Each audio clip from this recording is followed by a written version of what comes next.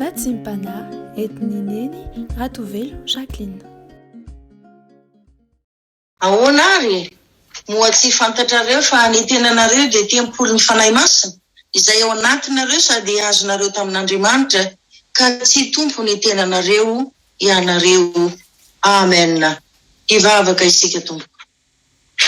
Ry Andriamanitra tomponay sy mpanjakanay tsara indrindra, noho ny fitiavanao sy ny famindramponao izay avaozinao aminay isan'andro dia rariny sitsiny tokoa raha indreto izay olom-boavonjinao rehetra tonga miankohaka ampanajana ary ampanetretena tanteraka manondrika ny fofana ny tenanay rehetra mba hisaotranao amin'ny fonay manontolo idera sy ankalaza ary anome voninahitra mendriky ny fahamasinanao, mendriky ny fahalebiazanao sy ny fahefana feno izay anananao. Mankasitraka anao ihany koa izay Jesosy malala fa mbola nomenao ihany indray tombonandro ivelomanay ankehitriny, nomenao koa fahasalamana tanteraka dia indreto izahay mbola afaka iaonam-bavaka miaraka aminao eto ankehitriny, afaka ihany koa andre ilay teny maminao Jesosy malala mampianatra anintsy ny fahadisoana rehetra ko mba tanteraka an'izany atsakany sy andavany dia mbola mitalao tanteraka aminao zay Jesosy malala mba beteza andevina ny fahotanay rehetra ary koa anasanay amin'ny rahasoanao mba azahoanay famelan-keloka avy aminao, mba maniry koa izahay mba ho fenony ny fanahinao masina tompo hiasa mahery ao anatinay, ampahiratra ny masom-pananay, ampahery sy ampitombo finonanay ary koa ahafahanay mifampitantana aminao tanteraka amin'ny fiainanay, hanampy anay koa handray tsara ny sy tahiry ny afatra rehetra mba ho ampiarinay amin'ny fiainanay ary koa ho ampahirezinay amin'ny hafa. Dia mitenena Jesosy malala fa vonona izay andrea sy tahiry ny teninao amponay. Amin'ny anaranao masina sy le voninahitra tompo no angatahanay sy anaovanay izany vavaka izany. Amen. Dia mbola ampifaliana tanteraka ry havana no iarabanantsika rehetra amin'ny anaran'ny tompo ary koa hanononana ny fahasoavana mba ampiadanana avy amin'Andriamanitra Ray sy Jesosy Kristy tompo ary ny hery fampiraisana avy amin'ny fanahy masina. Amen. Ny teny izay angalatsika fampahirizana amin'ity maraina ity dia izay hitantsika ao amin'ny Korinthiana faharoa. Korinthiana faharoa toko fahaenina ny andininy fahaefatra ambin'ny folo ka hatramin'ny fahaenina ambin'ny folo. Ovakiny izany amin'ny anaran'i Jesosy Kristy tompon'ny teny. Aza mety asiana zioka tsy atonona anareo hikambanana amin'ny tsy mino. Fa inona no iraisan'ny fahamarinana sy ny fahotana? Ary inona no imbonan'ny mazava sy ny maizina? Ary inona no ifanarahan'ny Kristy sy Beliala? Ary inona no iraisan'ny anjaran'ny mino sy ny tsy mino? Ary inona no ikambanan'ny tempolon'Andriamanitra amin'ny sampy? Fa isika ny tempolon'Andriamanitra verina araka nataon'Andriamanitra hoe onona eo aminy aho sy andeha ho aminy ary ho andriamaniny aho ary izy ho oloko. Amen. Izany andiny soratra masina izany ry havana no angalatsika indray fampahirezana amin'izao maraina izao. Eo mason'Andriamanitra tokoa ry havana dia mizara roa miavaka tsara ny zanak'olombelona. Ao ireo izay ao amin'ny Kristy ary ao koa ireo izay tsy mbola ao aminy. Ary izany na tonga ny tenin'Andriamanitra hananatra antsika tsara mba tsy hiombona na hanana fifandraisana akaiky amin'ireo izay tsy mino.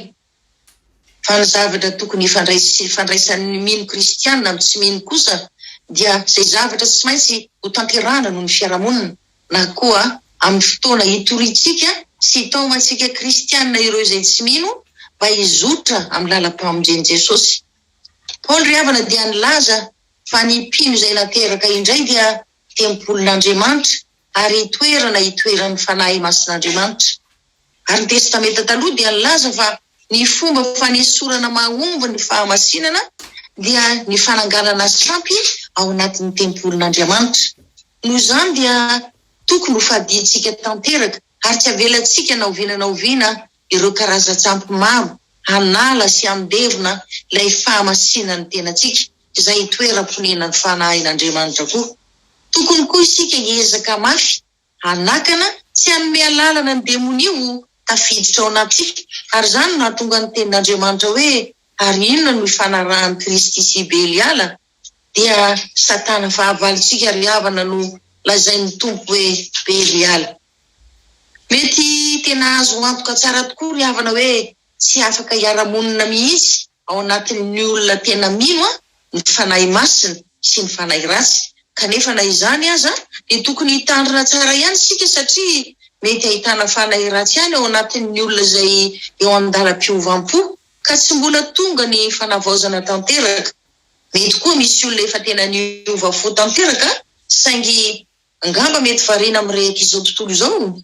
Mety tsy nahatohitra ny mena amin'ny ravoravo sy ny filan'ny nofo koa angamba dia tsy nahavita ny ambina tsara intsony, tsy nahavita ny vavaka, tsy nahavita ny fona sy ny bebaka tamin'ny ratsy vita teo anatrehan'Andriamanitra, tsy nahavita ihany koa ny famatotra mafy tamin'ilay Andriamanitra tompony fahazavana. Ary dia adino tanteraka koa angamba fa ny devoly fahavalontsika anie ka isaky ny minitra sy ny segondra ry havany dia tsy mitsahatra mitady hevitra hidirana ao anatintsika mba hangalarana ilay toeram-boninahitry ny fanahy masin'Andriamanitra ao anatintsika ao.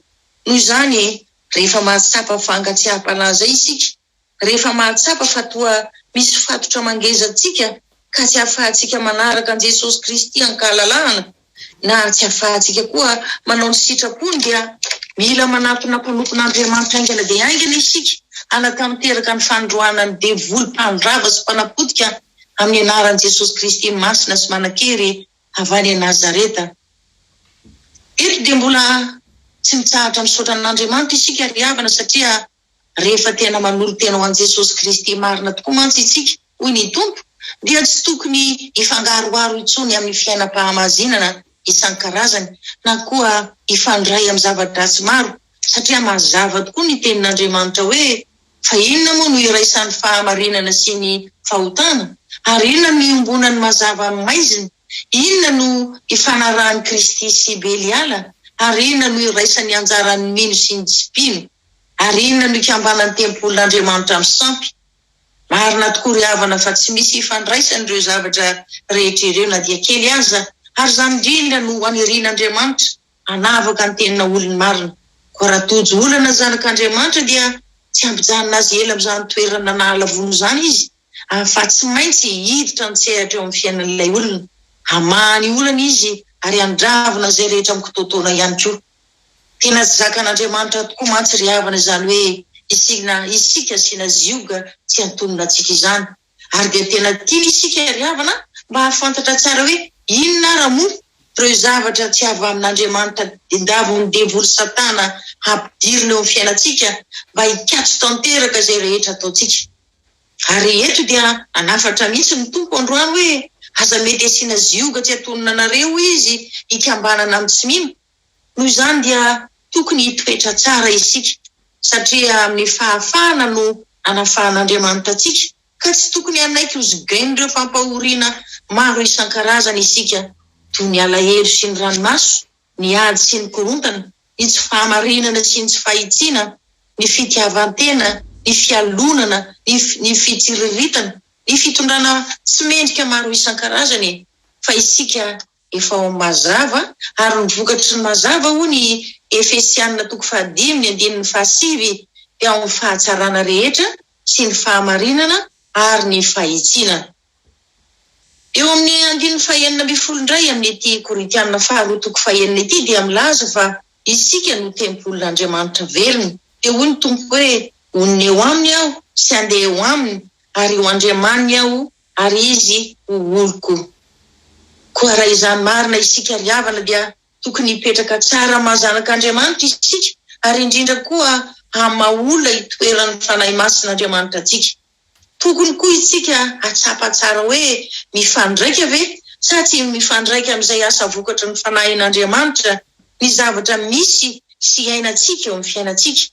Raha sanatria moa ka tsapantsika fa mbola misy zavatra mamatotra antsika dia aza matoritory foana ry havana fa tsy misy mihitsy akory izany hoe olona hitoeran'ny fanahy masin'Andriamanitra kanefa dia mbola handevozany fanahy ratsy maro mampahahory azy. Ary izany ry havana no nahatonga an'Andriamanitra ilaza amin'ny Jakoba 4:7 manao hoe ka dia manekehana ianareo ary manoera ny devoly dia handositra anareo izy. Tena mila roahina amin'ny anaran'i Jesosy Kristy masina sy manan-kery avy any Nazareta tokoa ry havana ny devoly fahavalontsika izay mitady hanjakazaka eo amin'ny fiainantsika.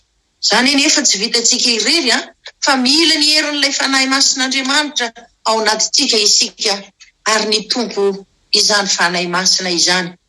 Isika rehetra koa ry havana dia samy manaiky avokoa angamba hoe na fanahy tsara na fanahy rasy no mitoetra sy manapaka ao anatintsika dia zao tsy maintsy anatanteraka ny asany izy ireny ao anatintsika ao. Zany hoe izay olona itoerany fanahy masin'Andriamanitra dia tsy voafatotra na ho andevozy ny asany devoly zany mihitsy akory. Ary ninona fiadiana no man'ny devoly amelezana azy dia tsy ho ambinina mihitsy akory zany satria mazava ho azy ry havana fa ilay fanahy rasy mpandringana, mpandrava, mpanandevo dia kely hery tsy mahavita ny inona na inona, tsy mahatohitra ny herin'ny fanahy masin'Andriamanitra ao anatintsika izay mitondra fifaliana, fahatsarana, fiadanam-po ary indrindra ihany koa fanahy masina mamotika sy mandevona ny asany maizina isan-karazany. Tena marina tokoa fa rehefa tonga ny maraina ka miposoka ny masoandro ry havana dia tsy maintsy ho levona tanteraka ny aizina. Kanefa na izany aza dia mila mitandrina tsara foana isika satria amin'ny fotoana mahavariana antsika ka kely vavaka isika na tsy mahavavaka intsony koa angamba. Amin'ny fotoana toa tsy manam-pahamasinana intsony koa isika ary amin'ny fotoana koa toa hoe goragora ny fifamatorantsika amin'Andriamanitra dia eo no manomboka miamaty tsy kelikely ilay fahazavana ao anatintsika ry havana, miamangatsika tsy kelikely koa ny ara-panahintsika. Fotoana izay azahoan'ilay mpanjaka ny fahamazinana miditra ny kahalalahana ao anatintsika halalany ilay ampy-pahazavana kely sisa ao. Iray volana indray sisa ry havana dia hivalina tanteraka ny taona 2024, taona izay nandalovantsika karazan-javatra maro isan-karazany tokoa. Taony tsara, taony ratsy, taony nitondra fifaliana, tao koa ny nandatsaka ny ranomasitsika, taony fahombiazana nefa tao koa ny faharavana. Kanefa eo anatrehan'izany rehetrarehetra zany dia aoka mba tsy hitondra firereana ao atsika sanatria ilazantsika fa ny fahaizantsika, ny herintsika no nahazahoantsika niatrika ny taona tamin'ny fahombiazana, na koa aoka tsy hitondra lahelo antsika izany na fanameloan-tena na koa sanatria fanomezantsiny an'Andriamanitra satria tsy nahazo valibavaka angamba isika. Tsara